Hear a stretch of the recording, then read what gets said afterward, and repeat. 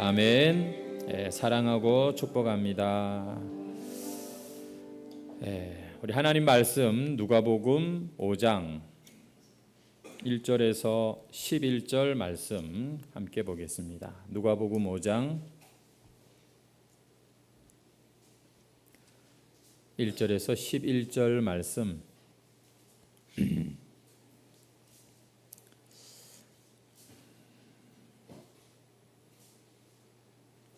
우리 교독해서 읽도록 하겠습니다. 누가복음 5장 1절부터 11절 말씀 다 찾으신 줄 알고 제가 먼저 읽겠습니다. 무리가 몰려와서 하나님의 말씀을 들을새 예수는 게네사렛 호숫가에 서서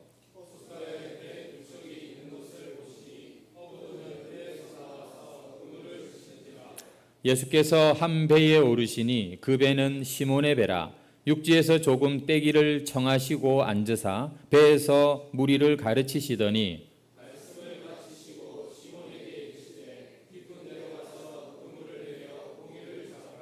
시몬이 대답하여 이르되 선생님 우리들이 밤이 새도록 수고하였으되 잡은 것이 없지만은 말씀에 의지하여 내가 그물을 내리리이다 하고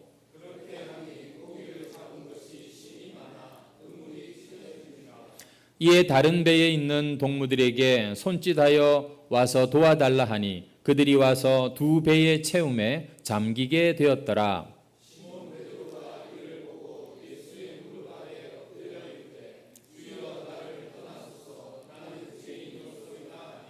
이는 자기 및 자기와 함께 있는 모든 사람이 고기 잡힌 것으로 말미암아 놀라고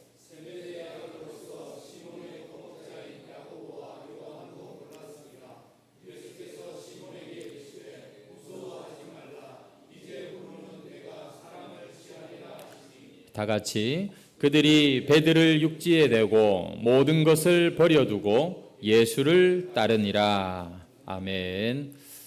오늘 본문 말씀으로 회심, 생명에 이르는 회개라는 제목으로 또 함께 하나님의 말씀을 배우도록 하겠습니다. 오늘 우리가 읽은 말씀은 이 베드로의 그 유명한 회심 사건이라고 우리가 보겠습니다.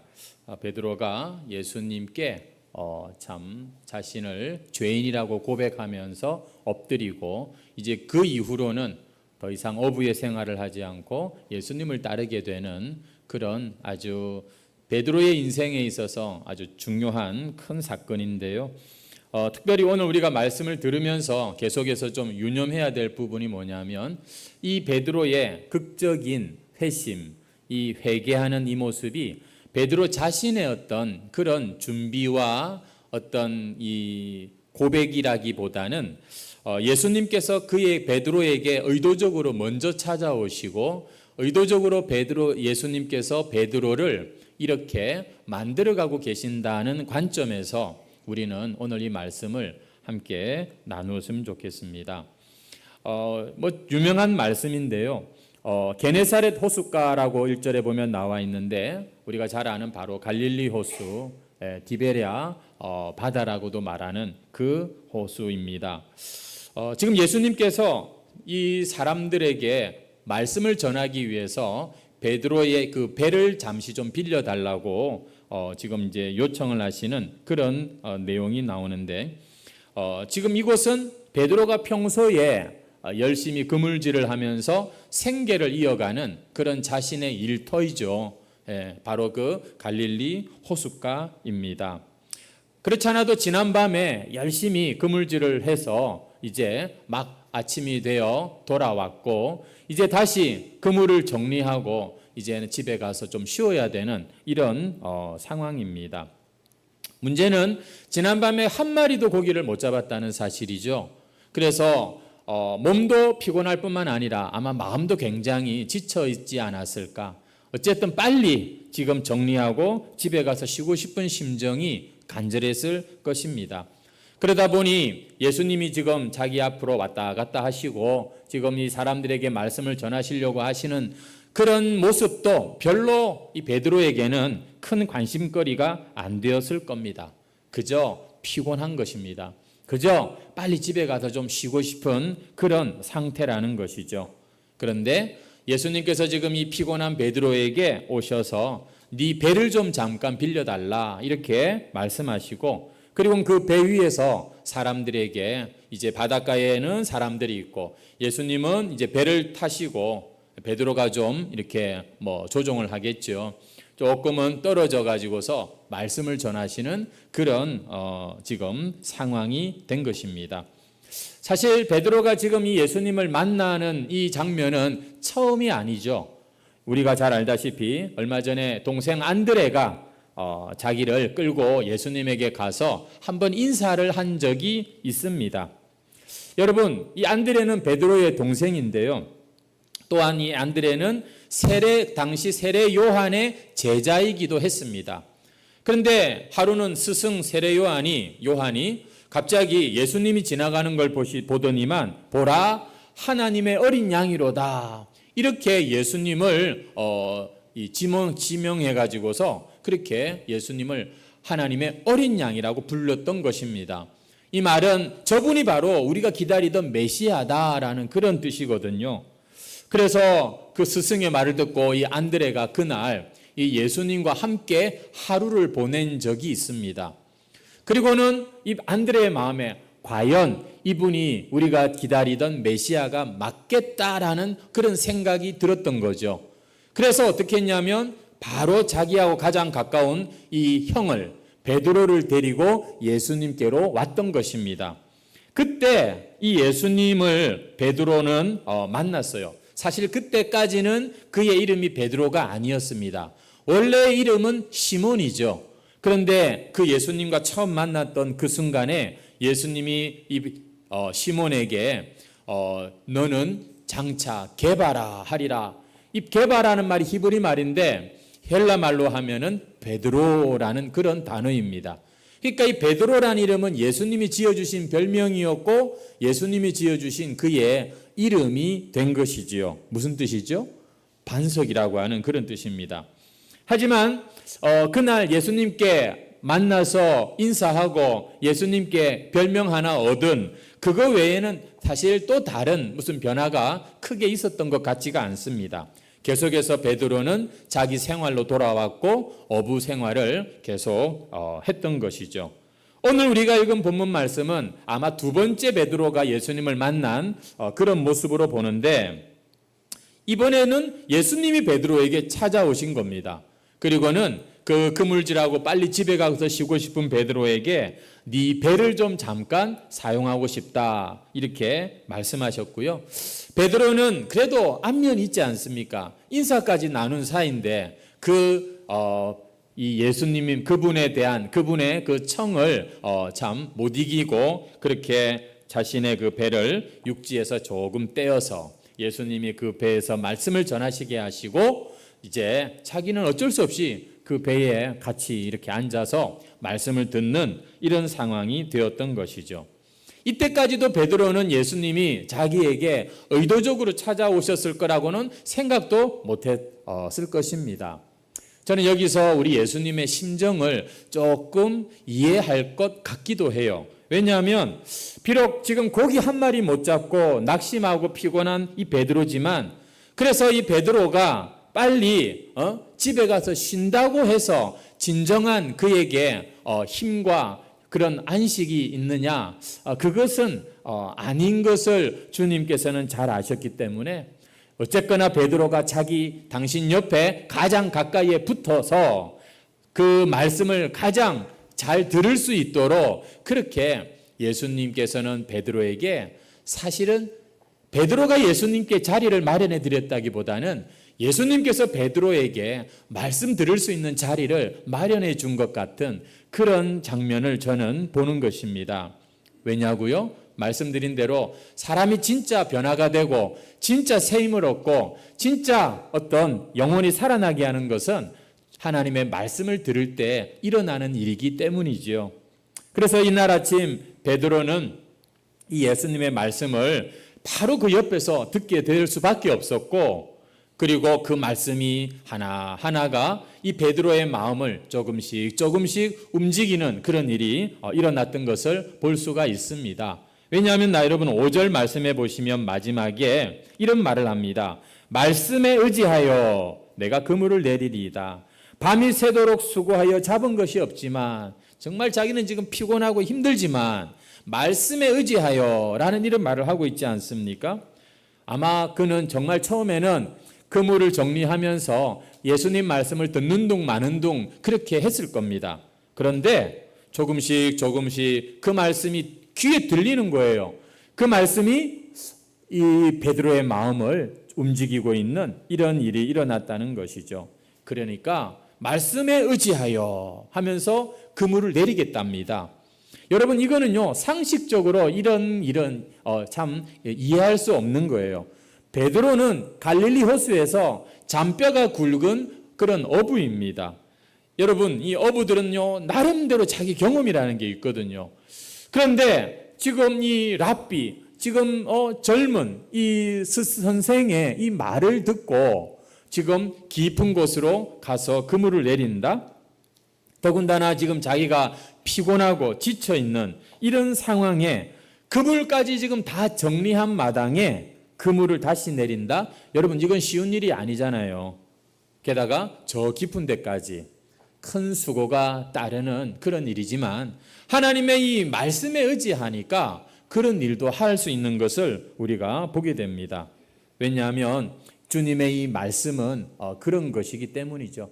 사람은요, 이 마음에 이런 감동과 이런 하나님의 말씀의 역사가 있을 때 누구든지 변할 수 있고 열매를 맺을 수 있다는 사실을 여러분 우리는 꼭 기억하셔야 됩니다. 내가 잘해보리라 하는 결심도 좋지만 말씀에 의지해서 결심을 해야지 내 결심과 내 어떤 그런 이 생각들은 약합니다. 곧 무너지기가 쉬운 거예요. 하지만 따라해 보시죠. 말씀에 의지하여. 하나님의 말씀이 딱 내 마음을 붙잡아 주시게 되면 세상의 걱정거리, 염려거리, 온갖 이런 참 이 생각들이 이 말씀에 그냥 한 방에 딱 정리가 될 수가 있거든요. 성도 여러분, 여러분의 신앙생활에 말씀에 의지해서 신앙생활 하시길 바라요. 어떤 분은 감정에 의지해서 신앙생활하는 분들이 있거든요. 이런 분들은 어떤 날은 좋았다가 어떤 날은 또 그냥 쭉 깔아앉았다가, 여러분, 그러나 말씀이 우리 마음에 충만하고 내 마음을 움직이고 변화시키면 그 사람은 약한 것 같지만 말씀이 그의 삶을 이끌어가는 그 말씀이 약속하는 곳으로 따라가는 그런 신앙이 되는 겁니다. 그래서 우리의 신앙생활에 이 말씀을 기초로, 말씀을 기준으로 신앙생활하는 건 너무 중요해요. 근데 우리가 보면 참 사람들이 보면 다 고집들이 보통이 아니에요. 다 내가 복음이에요. 내가 생각하는 대로 하나님도 믿고 싶은 거지 이 말씀에 대해서 별로 궁금해하지도 않고, 또 말씀을 내가 들어도 여기에 내가 굴복하는 것 같고, 이게 순종이 아니라 뭔가 되게 참 이 말씀 앞에서 따라오는 자가 별로 없는 그런 시대를 보게 되는 것 같습니다. 그러나 예수님께서는 오늘 베드로에게 친히 찾아오시고 그에게 말씀을 들리게 하시면서 그를 지금 이렇게 이끌어가고 계시는 이런 모습을 볼 수 있습니다.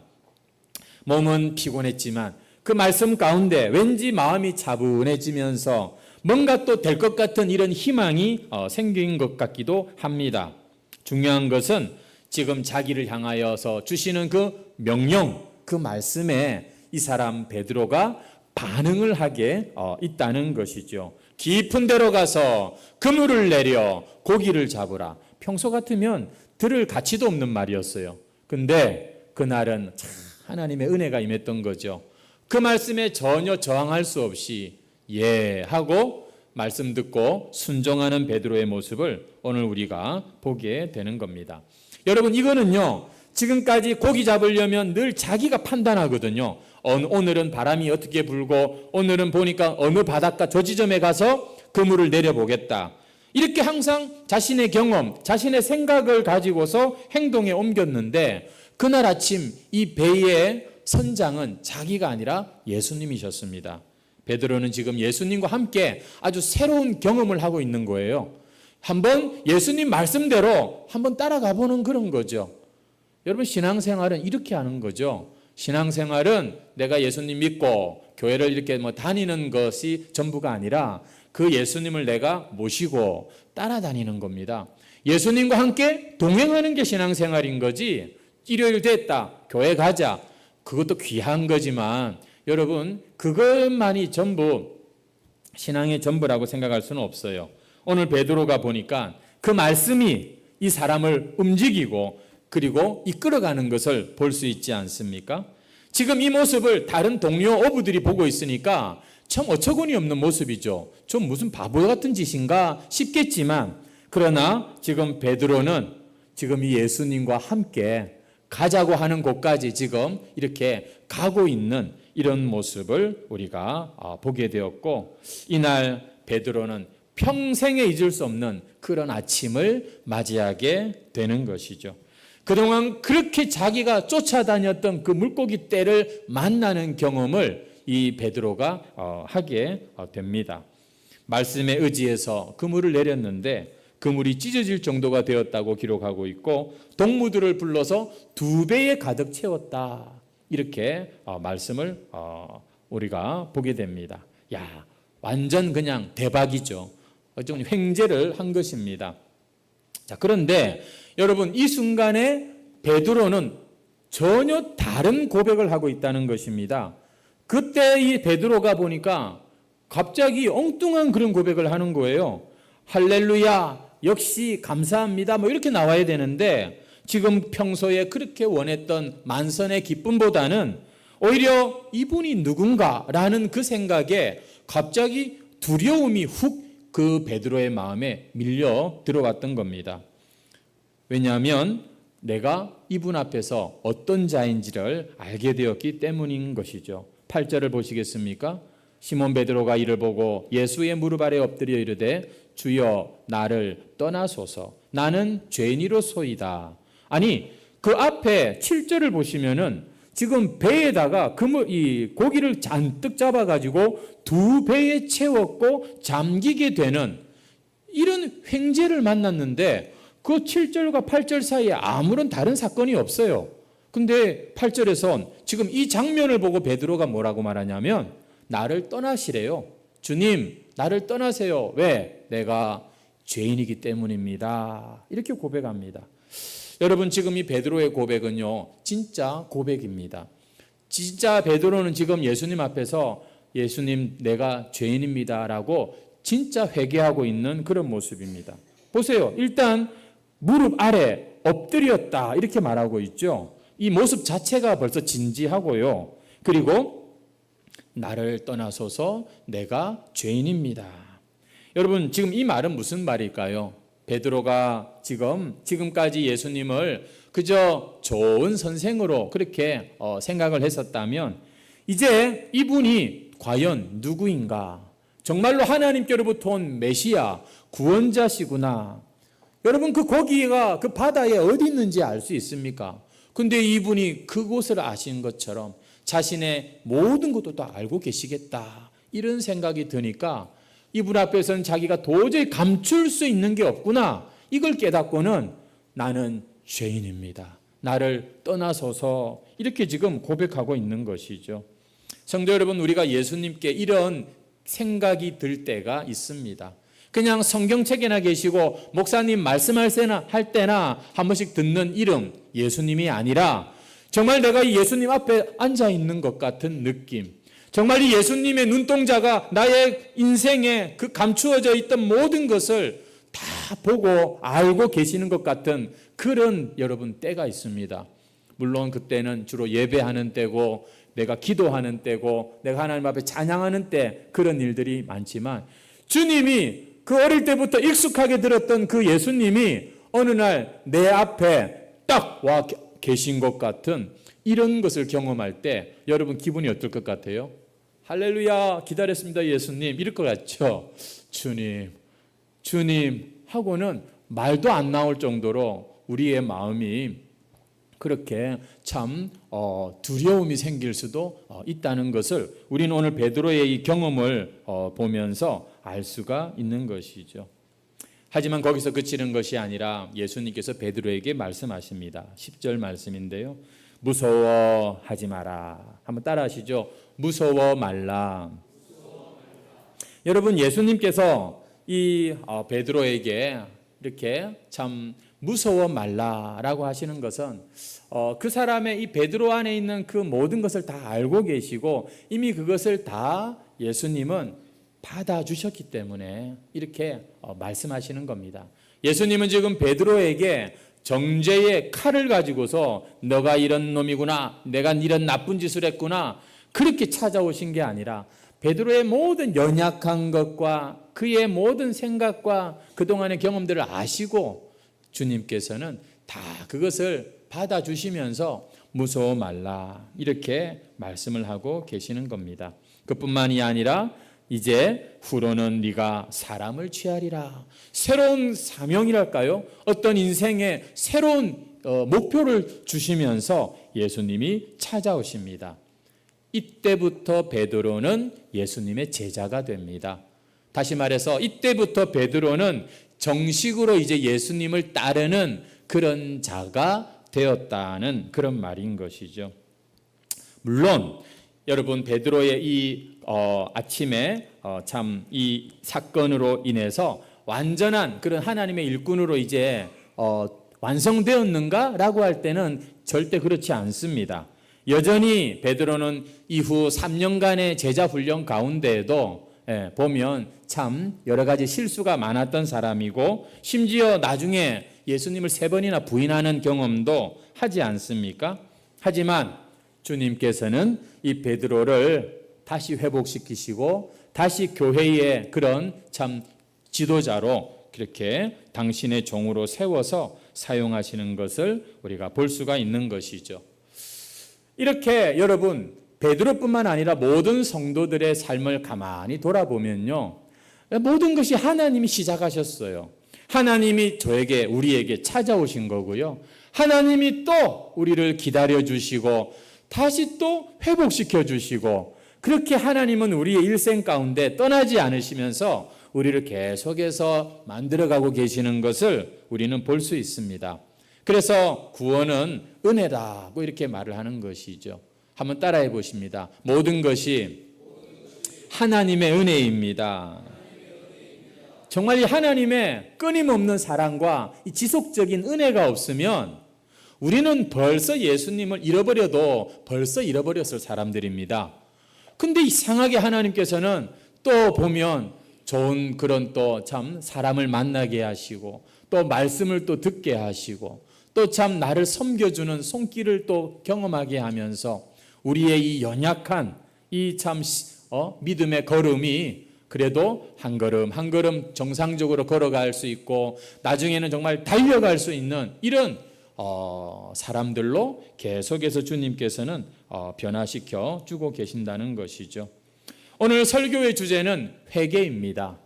회심이라고도 우리가 말을 할 수가 있는데요. 왜냐하면은 이 회개는 그냥 내가 이런 죄 저런 죄 나쁜 죄 지었습니다 하는 회개가 아니라 생명에 이르는 회개라고 우리 웨스트민스터 소요리 문답에는 그렇게 기록을 하고 있는데 다른 말로 회심이라고 합니다. 한마디로 예수님에 대해서 완전히 나의 생각과 마음을 딱 바꾸는 그런 돌이키는 회개라는 그런 의미인데요. 여러분 이것이 굉장히 중요합니다. 한번 따라해 보시죠. 회심, 생명에 이르는 회개. 여러분 이것은 우리가 교리적으로도 이미 딱 정해져 있는 것이고 오늘 본문에 나오는 이런 참 베드로의 모습뿐만 아니라 성경에서도 분명히 이야기하고 있는 내용입니다. 예수님의 첫 번째 메시지가 뭐냐면 성경에 보니까 회개하라. 천국이 가까이 왔다. 그때 그 회개가 오늘 우리가 얘기하는 바로 이 회개입니다. 뭐라고요? 생명에 이르는 회개, 회심이라고 말을 한다는 것이죠. 여러분 신학적으로는 이 회개가 두 종류가 있습니다. 하나는 지금 제가 말씀드리는 생명에 이르는 회개, 회심이라고 합니다. 이것은 뭐냐면 내가 이런 죄 지었습니다, 저런 죄 지었습니다 라고 하는 그런 어떤 죄가 아니라 내 자신이 죄인입니다. 내 자체가 하나님 앞에 거역한 그런 이 죄악 가운데 출생한 나는 하나님 앞에 근본적으로 전적으로 부패하고 타락한 죄인입니다. 이 사실을 깨닫게 되는 거예요. 그냥 이런 잘못했어요, 저런 잘못했어요, 그게 아니라 아하, 내 인생 자체가 하나님의 그 은혜와 사랑이 없이는 그냥 이렇게 나는 정말 지옥 갈 수밖에 없는 죄인이구나. 이 사실에 대한 것이 딱 깨달아지는 겁니다. 이것은요, 반복적이지는 않습니다만 예수님을 믿는 사람들에게 찾아옵니다. 내가 이렇게 살아서는 안 되겠구나. 내가 지금까지 내가 예수 믿는 게 아니었구나. 하나님, 아이고 나는 큰일 났습니다 라고 자신의 영적 상태를 깨닫고 내가 정말 마치 파산한 사람인 것처럼 이제 나는 어쩌면 좋아요 라고 하나님 앞에 자신의 영혼을 보면서 탄식하는 그런 회개가 바로 이 회심, 생명에 이르는 회개라고 합니다. 여러분, 이것은 결코 잊을 수가 없겠죠. 또 한 가지 회개가 있는데 일상의 회개라고 하는 것입니다. 이것은요, 계속해서 반복됩니다. 주일마다 우리가 회개의 기도를 드리는 것도 여기에 포함되는 것이죠. 왜냐하면 생명에 이르는 회개를 했어도 여전히 육신으로 살아가는 우리는 일상에서 또 죄를 짓게 되는데 이 죄들을 어떻게 해야 하라고요? 지어놓고도 그냥 나는 거듭났어 이러고는 넘어갈 게 아니라 끊임없이 그것들을 자복하고 회개함으로써 그렇게 깨끗함을 받으라는 것입니다. 왜냐? 구원받기 위해서가 아니라 하나님과의 교제를 잃어버리지 않기 위해서, 성령의 교통하심, 성령의 그 충만을 잃지 않기 위해서 우리는 일상에서 회개를 반복해야 된다는 것이죠. 자, 여기서 중요한 것은 이겁니다. 여러분이 회심하지 않았다면, 생명에 이르는 이 회개를 하지 못했다면 일상의 회개도 불가능해요. 왜냐하면 내가 하나님 앞에 참 거듭나는 이런 회심의 회개, 생명에 이르는 회개를 한 자만이 이게 하나님 앞에 죄구나 깨달아지거든요. 예전에는 그냥 막 내 마음대로 말했어요. 내 마음대로 막 생각했다니까요. 남들은 몰라. 근데 이게 이제 내가 회개를 하면, 회심을 하면 그것들을 가만히 두고 볼 수가 없어요. 내가 얼마나 이게 하나님 앞에 부끄러운 건지 그냥 놔둘 수가 없는 거예요. 그러니 저절로 그런 것들을 자꾸 회개하고 이러다 보니까 이 육신으로 살면서 죄 짓는 것과 또 계속해서 내 안에 이런 거룩에 대한 부담이 자꾸 우리를 혼란스럽게 하고 더 스트레스를 주기도 해요. 하지만 이런 분이 있다면 그 사람은 이미 회심한 분이 틀림없습니다. 왜냐? 회심한 자만이 죄에 대해서 민감하기 때문인 것이죠.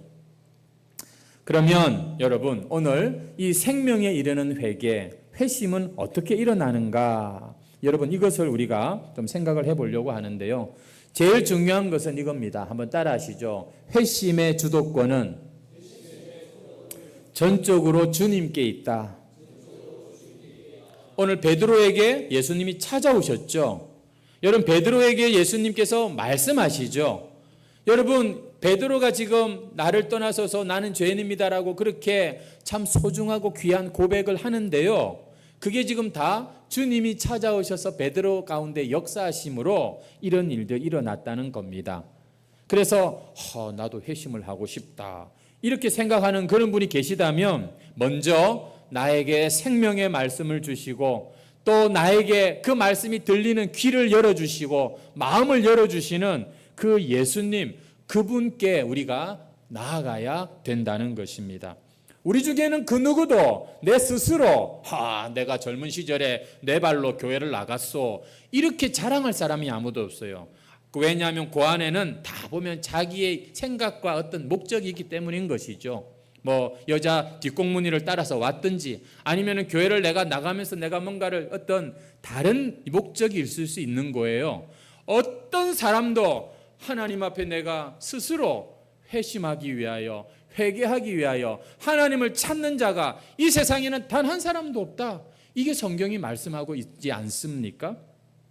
이것을 신학용어로 전적 타락, 전적 부패 이렇게 말을 합니다.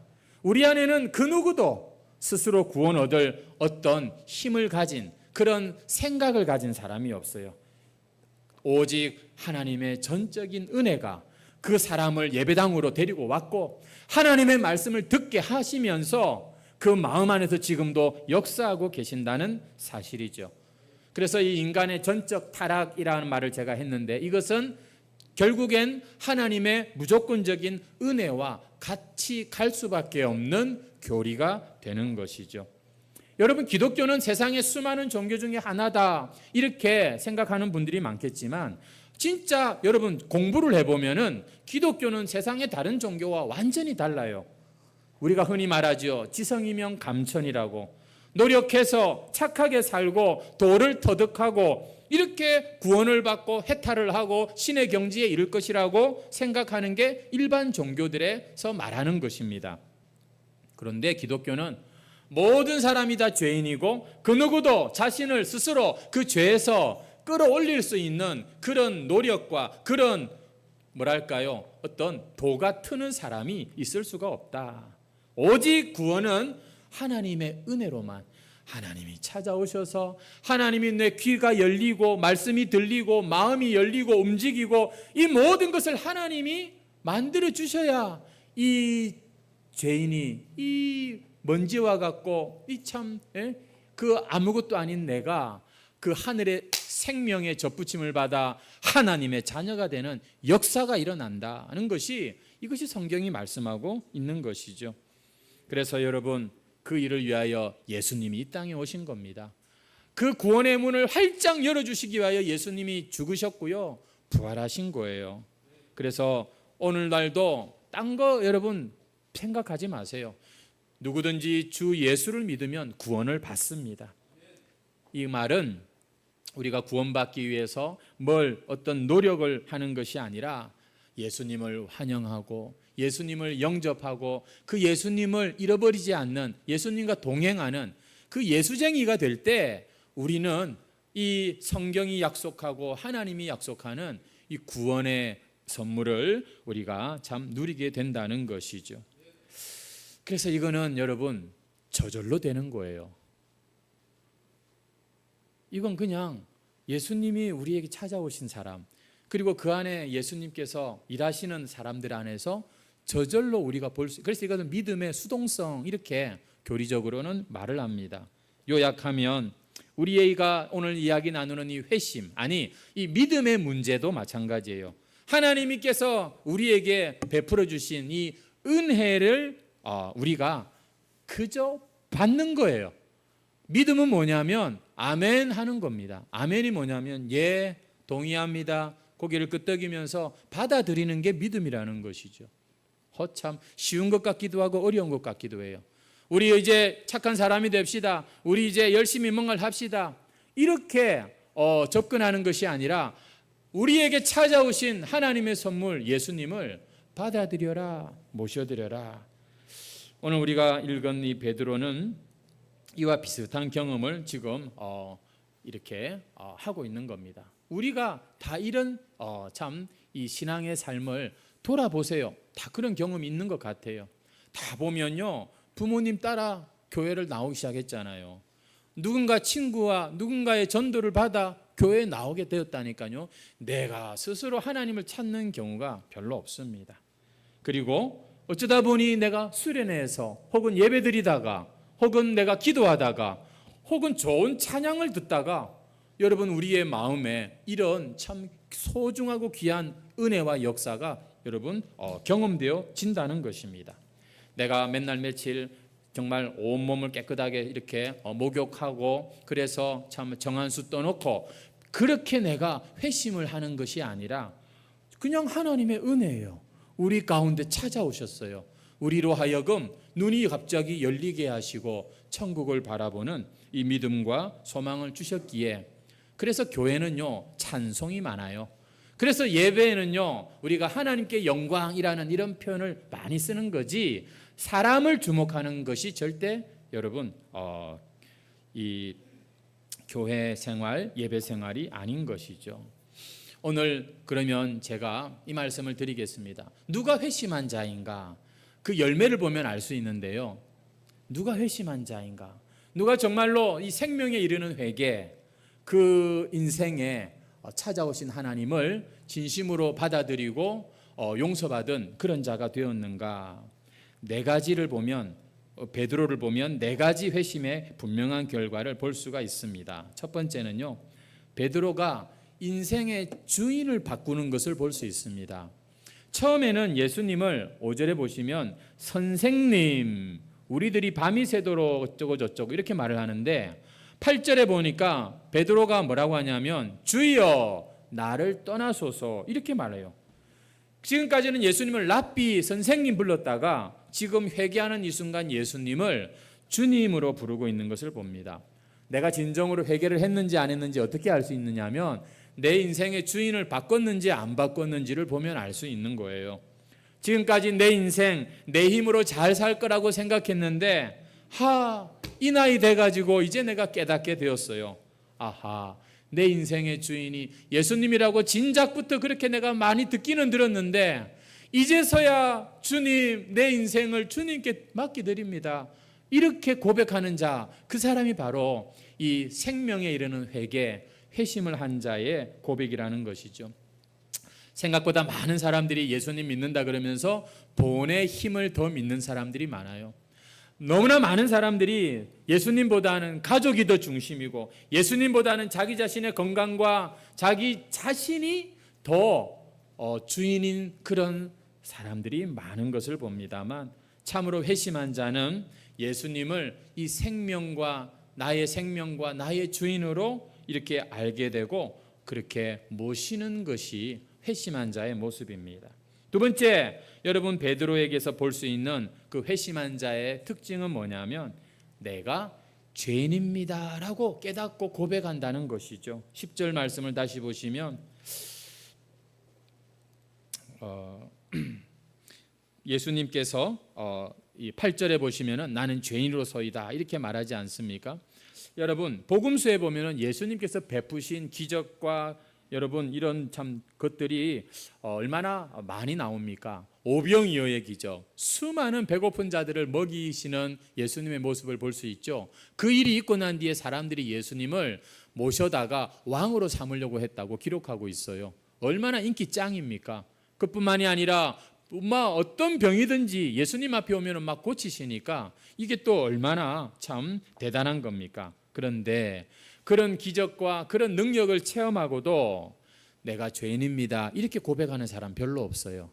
결국 이 사람들이 다 나중에 예수님을 떠날 뿐만 아니라 예수님을 십자가에 못 박는 자가 되고 맙니다. 하지만 베드로는요 얼마나 기분 좋아요. 지금 그렇게 바라던 만선의 꿈을 이뤘잖아요. 하지만 그 기적 앞에서 나를 떠나소서 나는 죄인입니다. 여러분 예수님을 믿는 자들, 진정한 이 회개를 하는 자들은 자신의 죄인됨을 이렇게 고백하게 되는 것이죠. 그 죄라고 하는 것은 물론 내 인생에 어느 날 내가 참 지은 그런 죄일 수도 있습니다만 그런 죄를 지을 수밖에 없는 바로 이 내 안에 이 근원적인 이 교만, 이 불신앙, 얼마든지 하나님 없이도 내가 돈만 있으면 뭐만 있으면 하면서 그렇게 참 자신 있게 살아가는 이 모습, 여러분 이런 것들이 하나님 앞에 바로 그 죄인 것입니다. 그래서 하나님의 영광을 높이지 않고 할 수만 있으면 자기를 높이고 자기가 주인 되어 있는 그 죄. 여러분 문제는 사람들이 아무리 그렇게 이야기를 옆에서 해도 이게 죄인 줄 깨닫지를 못한다니까요. 그런가 보다, 그런 말도 있구나 이렇게 생각하지 내가 바로 그런 죄를 지었다고 깨닫는 자가 여러분 이게 없습니다. 그냥 자꾸 옆에서 죄인이다 목사님이 자꾸 설교할 때 우리는 죄인입니다 이러면 그냥 기분만 나빠지지 그렇구나 주여 내가 이렇게 반응하는 경우가 없어요. 오직 하나님의 성령이 우리 안에 찾아오셔서 그것을 깨닫게 해주실 때만 이 생명에 이르는 회개가 가능한 것이죠. 이 회개를 한 사람이 어떻게 된다고요? 이제는 죄에 대해서 민감해지는 것입니다. 그래서 일상에서도 계속해서 주님 앞에 이런저런 죄들을 고백하며 살게 되는 것이죠. 한번 여러분 스스로 진단해 보십시오. 나는 과연 그렇게 고백한 적이 있는가? 하나님, 내가 참으로 하나님 앞에 죄인이 맞습니다. 주님의 은혜가 아니고선 나는 정말 아무런 어떤 선도, 하나님 보시기에 어떤 선도 할 수 없는 죄악 덩어리입니다. 주여, 내가 죄인입니다. 이런 고백하실 수 있으세요? 기분 나쁘지 않으세요? 내가 누군데, 내가 어떻게 인생을 내가 열심히 살아왔는데 막 그렇게 성경은 자꾸 죄인이라고 얘기를 하느냐. 그렇죠? 기분이 나쁠 수도 있는 거예요. 그리고 또 내가 회심을 했는지 안 했는지, 지금 현재 일상에서 반복되는 그런 나의 이 연약함과 죄에 대해서 방치하지 않고 흘러가는 대로 따라가지 않고 계속해서 그것들과 내가 싸우고 있는 자라면 여러분은 분명히 이 회심한 자가 맞는 것이죠. 세 번째로 베드로는 죄인인 자신을 하나님이, 예수님이 용납해 주신 것을 깨닫습니다. 그래서 이 회개하는 베드로에게 예수님께서 무서워 말라 이렇게 말씀을 하고 계시지 않습니까? 정말로 내가 회개를 했다면 거기에는 반드시 하나님이 그 외아들을 죽이기까지 하시면서 우리에게 약속하신 용서가 이루어지게 됩니다.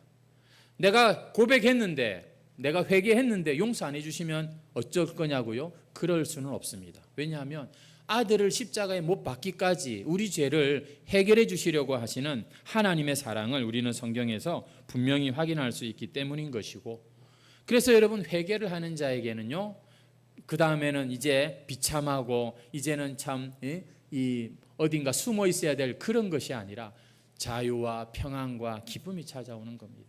용서받은 자만이 알 수 있는 그 행복을 누리게 된다는 것이죠.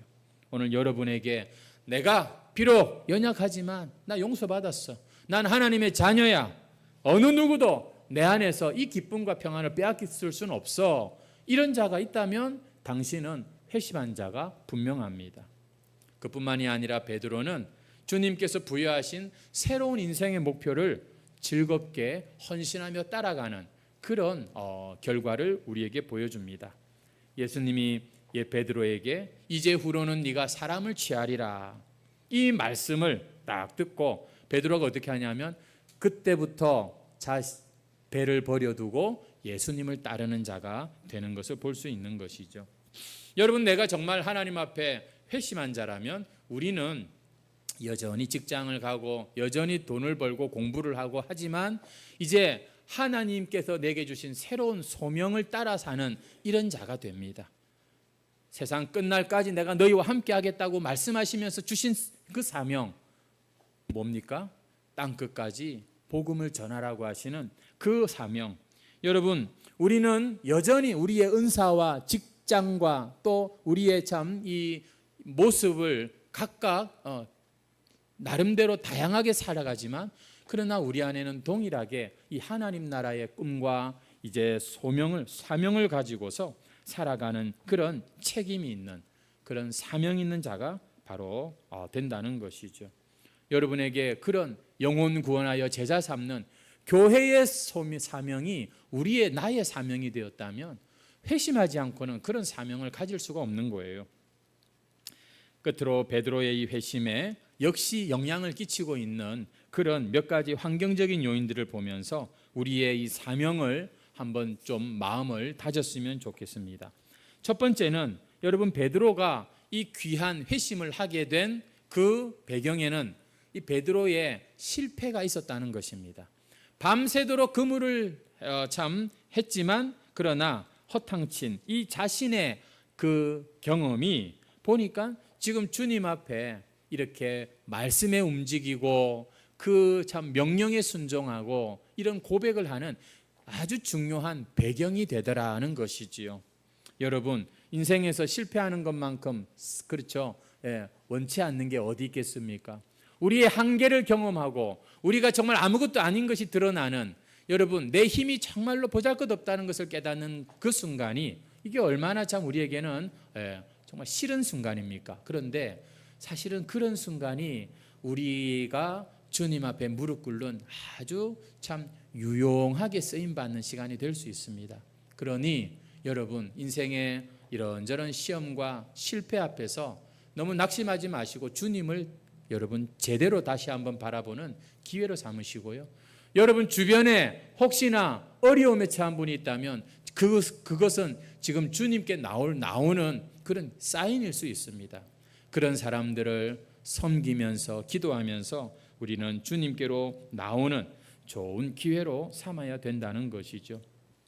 두 번째는 함께 주님의 지금 말씀을 듣고 있는 그 수많은 무리들, 여러분 이 무리들도 베드로의 이 회심에 아주 중요한 역할들을 하고 있는 것을 봅니다.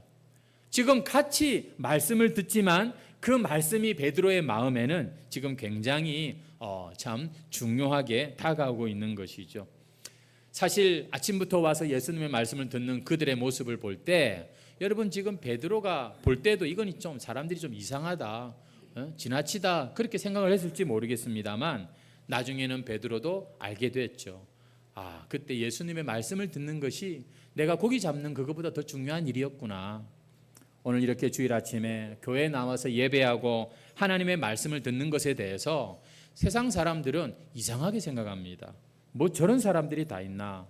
하지만 우리의 이 모습이 언젠가는 이곳에 한 사람 참 믿지 않는 자들이 왔을 때 그들의 생각으로는 이해가 안 되지만 이게 사실은 얼마나 중요한 자리인지, 하나님이 나에게 찾아오시는 자리고 말씀이 깨달아지고 믿어지는 그런 은혜의 자리이기 때문인 것이죠.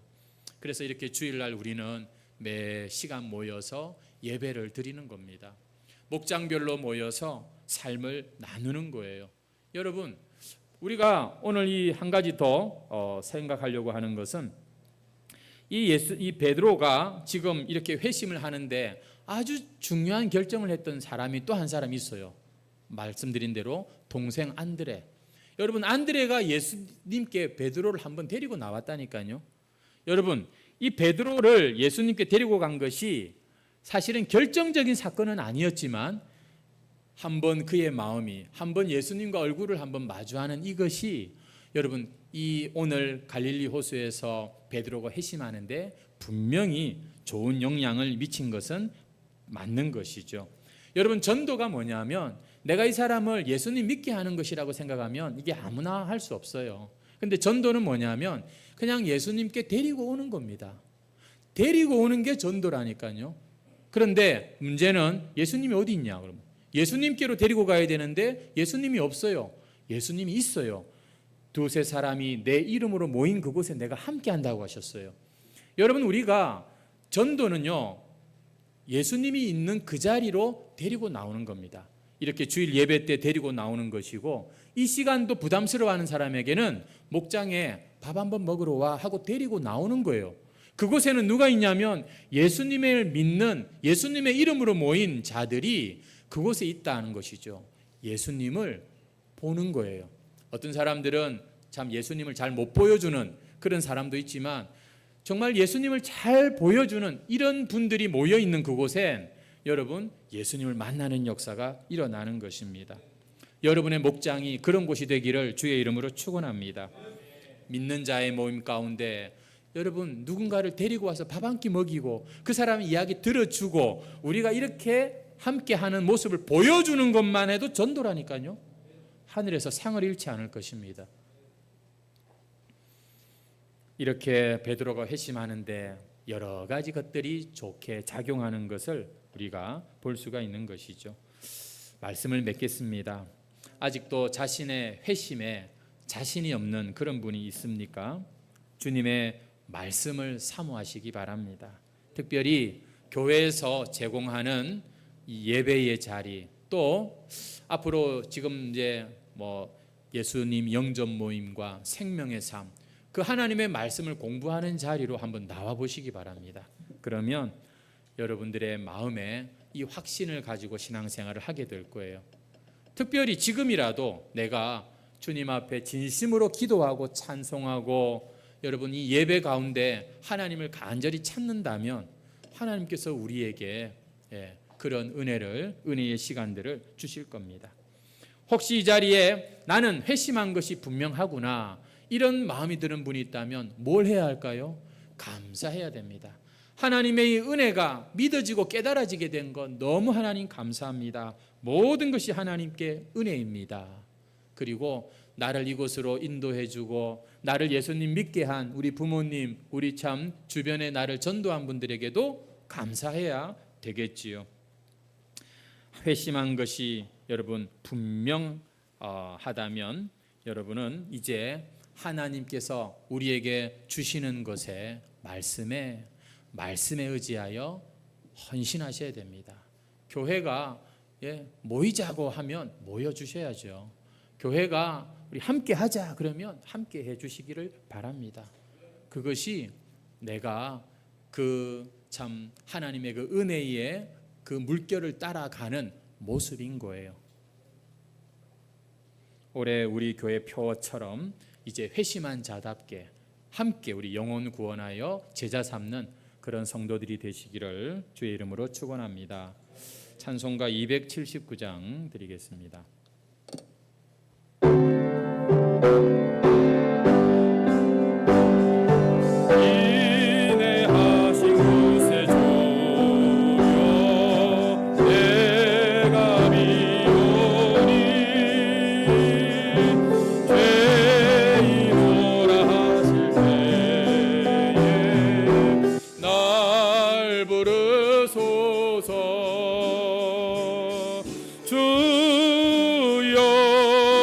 주여 내가 비오니 죄인오라 하실 때에 날 부르소서. 자비하신 보좌 앞에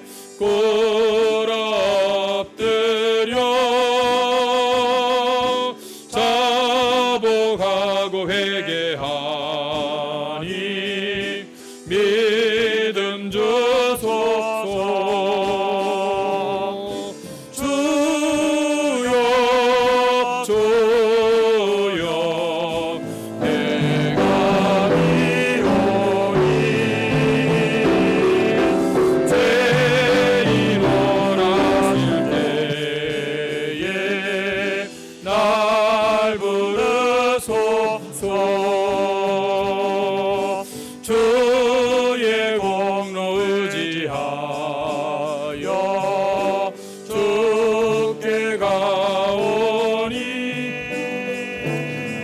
상한 마음을 고치시고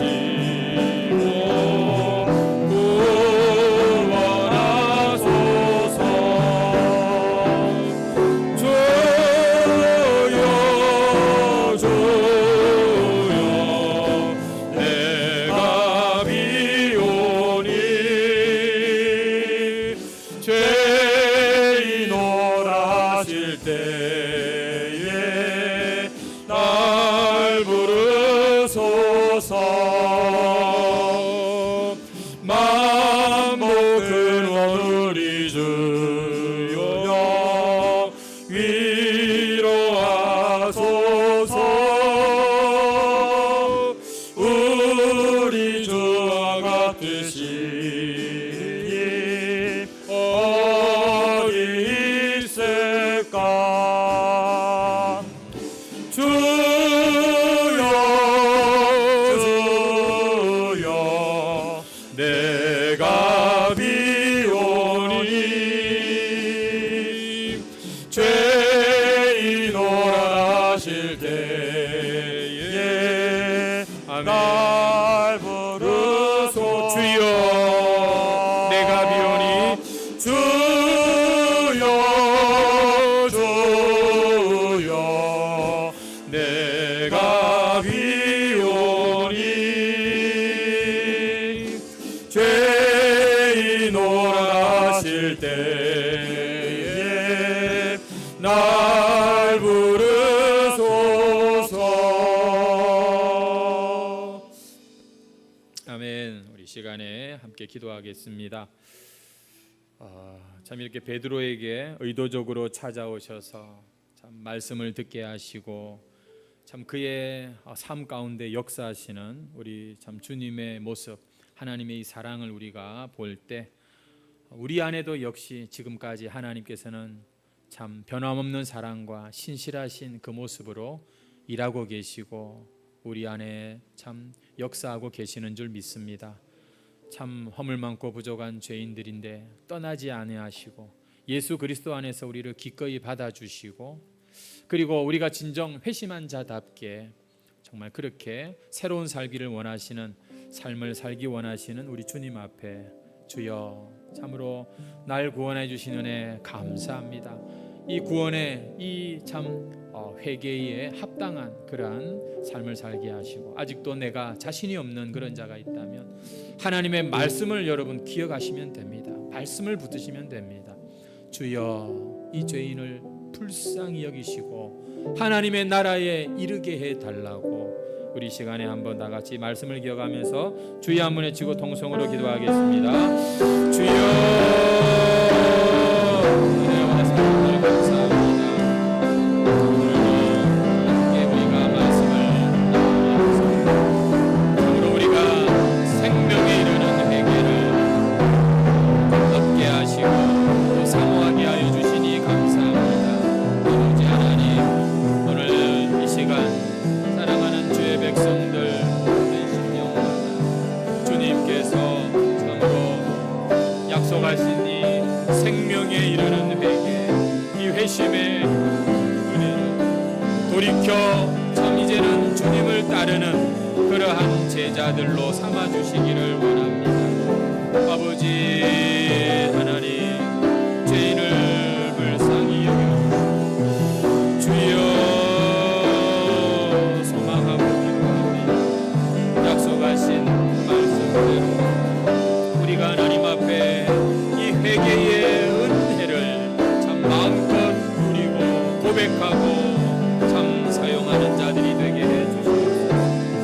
주님, 우리가 이 회심한 자답게 참으로 우리 주님을 모시고 하나님 앞에 죄인됨을 고백하며 용서받은 자로 사명자로 하나님 살아가는 자들이 되게 해주시기를 소원합니다. 거룩하시고 자비로우신 아버지 하나님, 우리 해광교회 위에 주님이 은혜를 베풀어 주시고 지금도 일하시고 역사하시는 주님께서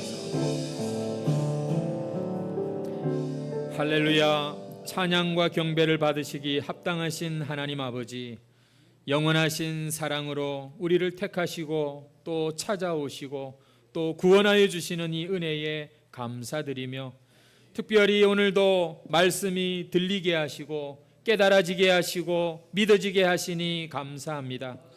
오늘 베드로가 말씀에 의지하여 그물을 내린 것처럼 우리 마음도 하나님의 말씀을 의지하게 하시고 하나님의 말씀이 역사하는 그런 복된 마음들이 되게 해 주시옵소서.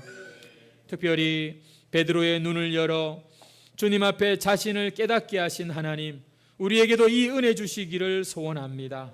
주님을 알게 하옵소서. 내 자신을 똑바로 알게 해 주옵소서. 그래서 계속해서 참 우리가 이 생명에 이르는 회개를 통하여 일상의 회개를 하는 자들이 되기를 원합니다. 세상에서는 참 내 자신이 회개할 이유가 어디 있느냐고 큰 소리치는 사람들이 많지만 하나님, 우리를 이곳에 불러 모아주시고 하나님 앞에서 우리가 얼마나 회개해야 할 자들인가를 깨닫게 하시니 감사하고 또 이 회개를 사모하게 하시니 감사합니다. 이 귀한 회심을 우리에게 허락하셨사오니 예수님의 주인됨을 기억하고 내 자신의 죄인됨을 인정하고 피 흘리기까지 죄와 싸우는 자가 되게 해 주시옵소서. 이 귀한 회심을 우리에게 허락하셨사오니 주님 용서하신 은혜를 날마다 누리며 살게 하시고 주님 주신 새로운 인생 목표를 따라 즐겁게 헌신하는 자들이 되게 해 주시옵소서.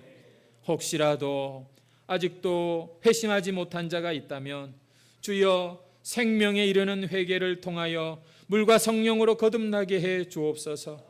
겸손한 마음의 그릇을 준비하고 하늘의 은혜를 담을 수 있는 복된 자들이 되게 해 주시옵소서. 오늘 우리 중에 피곤한 심신과 실패한 성도가 있습니까? 오늘 이 말씀의 자리, 예배의 자리에서 함께 회복되게 하시고 영혼 구원하여 제자 삼는 일에 함께 헌신하게 하옵소서. 출탄자들이 많습니다. 어느 곳에 있든지 주님과 함께하는 믿음의 백성들이 되게 해 주시고, 특별히 우리 성도들 가운데 항암 치료 중인 성도들 위로하여 주시고 치유하여 주시고 희망과 참 믿음을 가지고 주 안에서 더욱더 강건케 해 주시옵소서. 감기 몸살도 참 떠나가게 해 주시옵소서. 목장별로 야외 예배와 목장별로 휴양회를 준비하는 일에도 간섭하여 주옵소서. 참으로 우리가 천국의 백성들이고 하나님의 가족인 것을 경험하는 그런 섬김과 하나됨의 휴양회가 되게 해 주시옵소서. 오늘도 귀한 예물 믿음으로 구별하여 드린 손길들 주님 다 받아주시고 흠양하실 때에 하늘의 그 참으로 은혜와 축복이 저들의 가정과 일터 위에도 참 부어지게 해 주시옵소서. 우리의 이 모든 예배를 참 하나님 홀로 영광 받으시기를 간절히 소망하오며 예수님의 이름으로